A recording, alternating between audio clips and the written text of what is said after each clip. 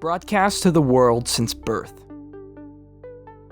Grew up in the spotlight. First marriage was a grand spectacle. Everyone loves him. Everyone knows everything about him. That is Truman Burbank in the 1998 film The Truman Show. His entire 30 years of living were spent in a small town, which in reality is an enormous movie set near Hollywood. I've been watching you your whole life. If there's one person I know more about than someone like a Paul McCartney or a Michael Jackson, it's Jim Carrey. I've grown up with his films and own almost every single one on DVD or Blu-ray.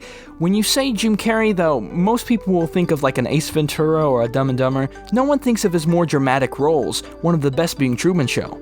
And I've seen his films multiple times, even that TV show called Duck Factory. I bet you guys didn't know that existed, did you? Nonetheless, I never felt an empathy for one of Carrey's characters like I do Truman. In the film, which I'll try to avoid spoilers as much as possible, they reveal Truman was the first baby ever adopted by a company. And that's crazy, even unrealistic, right?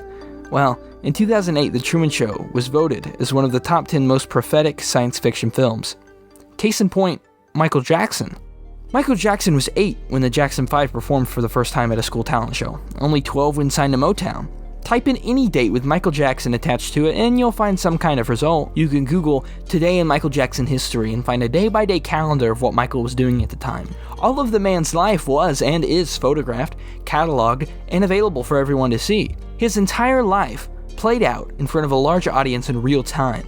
This is and was cool for fans to experience, and this knowledge database is impressive, but is that not comparable to the life of Truman? Yes, this may be hypocritical, as this entire YouTube channel is a form of history lesson on Michael, but really, let's think about it. I never made this connection myself. I didn't come up with this hypothesis. It was actually made by the director himself, Peter Weir, who in an interview said, quote, "You can watch The Truman Show, and I mean Jim Carrey did a fantastic job, but Michael Jackson is Truman.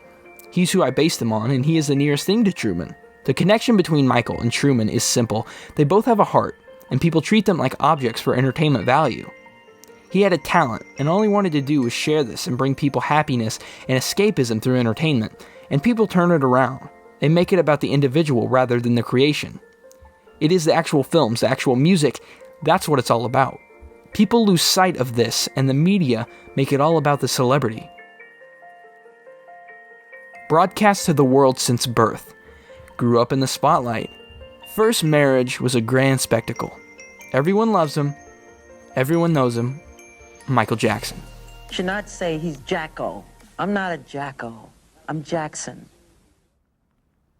In case I don't see ya. Good afternoon, good evening, and good night. Yeah.